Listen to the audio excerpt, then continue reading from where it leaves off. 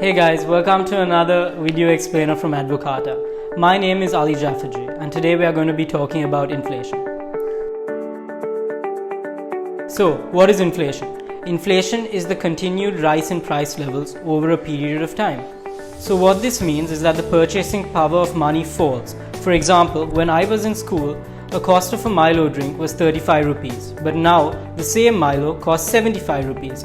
And this is largely because of inflation and also an increase in cost of production.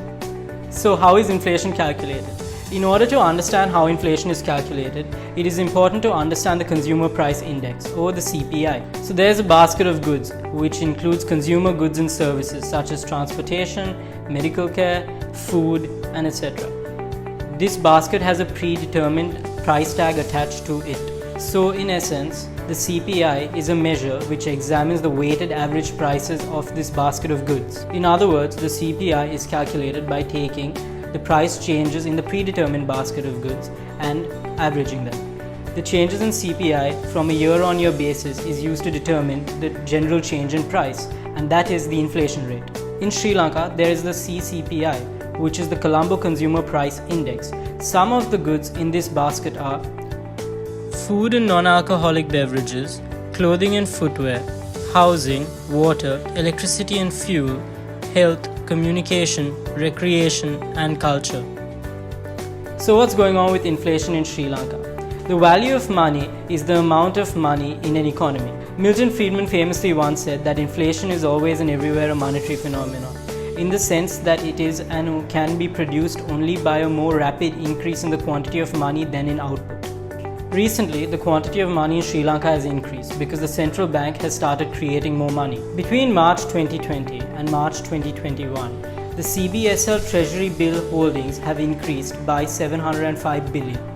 This represents central bank financing of the government and implies creation of money.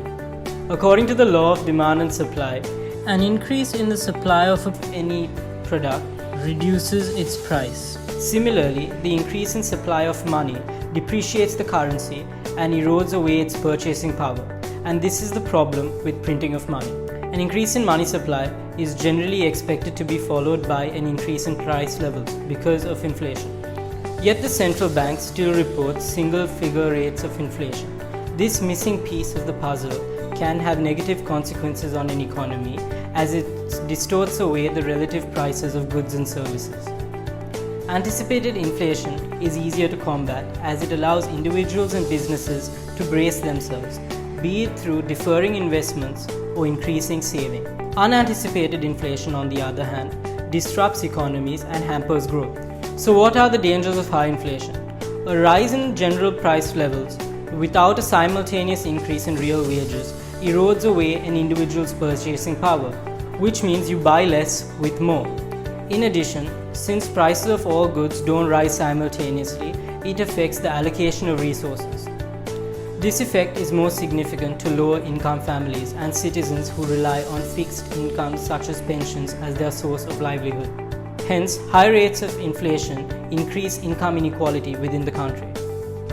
Looking at the long-term effect of this, if a country has a higher rate of inflation than others, it makes their exports less competitive in the world market. Eventually, this may show through in reduced export orders, lower profits, fewer jobs, and a worsening of the country's trade balance. So, how do we control inflation? There are three tools a country can use to reduce inflationary pressures, and they are: number one, monetary policy. Increasing the rate of interest increases the cost of borrowing, and this also discourages spending. Number two, fiscal policy. An increase in taxation or a reduction in government spending lowers the aggregate demand and thus lowers growth. Number three, supply side policies. This aims to increase long-term competitiveness and efficiency. This would help reduce the cost of business, leading to lower inflation. So that is inflation in a nutshell. If you would like to see more explainer videos like this, please subscribe to our YouTube and follow us on Facebook, Twitter, LinkedIn, and Instagram. Thank you so much for watching, and if you have any suggestions, please comment below.